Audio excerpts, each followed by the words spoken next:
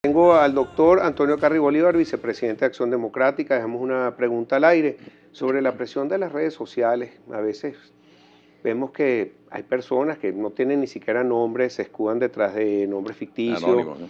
y entonces empiezan a rebotar. Y fíjense que el presidente de los Estados Unidos, Donald J. Trump, siempre habla de fake news o de noticias de mentira. Entonces hacen ver como que son una mayoría. Yo lo veo por el programa, porque este programa tratamos de ser siempre lo más equilibrados. Nosotros en las últimas elecciones dijimos, miren, hay que ir a votar, hay que ejercer ese derecho, y yo pienso que en la calle, bueno, como la mayoría no votó, me van a caer y no, la gente siempre se acerca con mucha amabilidad y siempre escuchan el programa.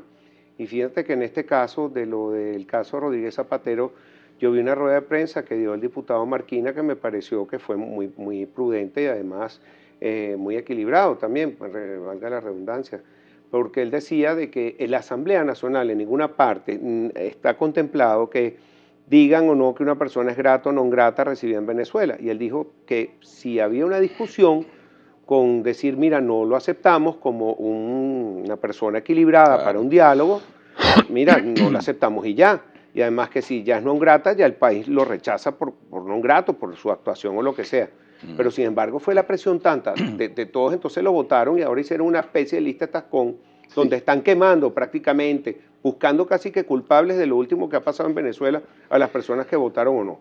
Para mí es importante tu opinión. Sí, mira, Pedro, tú sabes que en estos días estuve leyendo un estudio realizado por un instituto de investigación de Noruega y dice una cosa que hiela los huesos, que gracias a esas redes sociales y a ese avance tecnológico, incluso en los países desarrollados, se ha venido reduciendo el coeficiente intelectual de los jóvenes, pero como 7 puntos por generación. Ellos hablan desde el año 76 hasta los años 90 y de los años 90 hacia acá.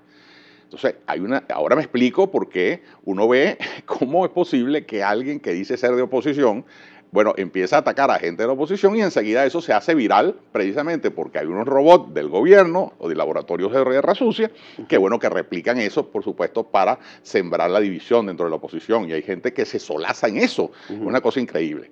Pero eso tiene mucho que ver también, Pedro, y lamentablemente es así, hay que reconocerlo. Hay mucha incultura política. Betancourt decía, criticaba a lo que él llamaba los ágrafos políticos, es decir, gente que no leía y mucho menos escribía. Entonces el que no lee no entiende las cosas.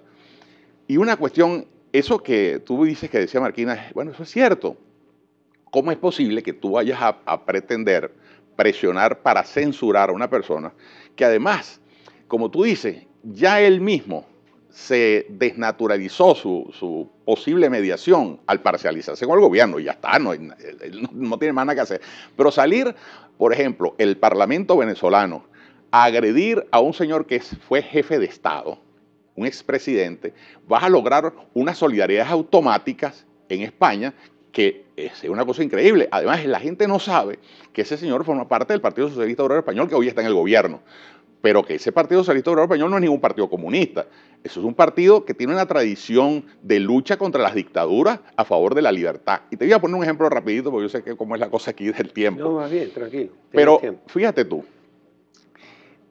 en el año 1920, tenía 3 años de haber triunfado la revolución bolchevique, y hubo una delegación del Partido Socialista Obrero Español encabezado por un portentoso intelectual que se llamaba Fernando de los Ríos, y en Moscú discutió acerbamente con Lenin y le dijo a Lenin, bueno, señor Lenin, ¿y cuándo va a haber libertad para los rusos? ¿Y libertad para qué? Le dijo Lenin. Bueno, libertad para ser libre, señor.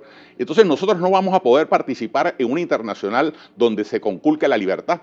Y más adelante, Indalecio Prieto, otro líder del Partido Socialista Obrero Español, explicaba eso en una conferencia en Bilbao, pocos años después, y decía, tenía mucha razón Fernando de los Ríos, nosotros no podemos comulgar con los comunistas, porque los comunistas conculcan la libertad. Y la idea de libertad es más importante que la idea de socialismo. La idea de libertad es más importante que la idea de patria. Patria y socialismo, pero para la libertad, no para conculcarla. Entonces, un partido que tiene esa tradición de lucha democrática, tú no puedes meter a todo el mundo en el mismo saco. Allí también milita Felipe González, que todo el mundo sabe cuál ha sido su posición frente a este gobierno. Y no solo eso, Pedro. El gobierno que hoy está dirigiendo España, el vocero más importante en política internacional es su canciller, ¿no es verdad? Bueno, ese señor, Josep Borrell, acaba de decir hace 2 semanas que el gobierno de Maduro a partir del 10 de enero es un gobierno ilegítimo. Entonces, a un gobierno que opina eso, entonces tú te vas a enajenar su voluntad, lo vas a empujar para otro lado. Pero, Sí, entonces, eso tiene mucho que ver con la cultura política. Mi punto no es defender o no al señor Zapatero, él habrá tenido su participación a favor, en contra. Él le pasó como Chacumbele, Pedro. Él mismito se mató porque claro. si él quería, aspiraba a ser mediador, no podía ponerse claro. a favor del Pero régimen. ahora entonces son culpables los representantes de la Asamblea Nacional elegidos y que son de los pocos representantes de oposición que tenemos que hablar, entonces hay que caerles encima. ¿A quién le hacen el favor? Claro, por supuesto, que es que todo eso es agua para el molino del gobierno. Y eso lo sabe el gobierno. Pero también hay sectores muy radicales que siempre, hasta el mismo Lenin lo decía, por cierto, ¿no? que el camino más cerca para llegar a la derecha era por la izquierda y viceversa. Porque generalmente los radicales se terminan acordando.